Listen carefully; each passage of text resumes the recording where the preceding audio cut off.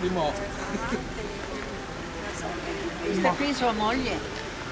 No, No, No, perché c'è un po' birichino, ah lo so, l'ho visto. allora questo è ancora più tanto.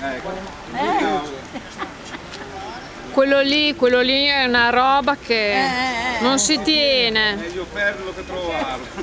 E qui sta bar, abbiamo una pizzeria, un albergo, Sapete che dove abito io c'è una discoteca?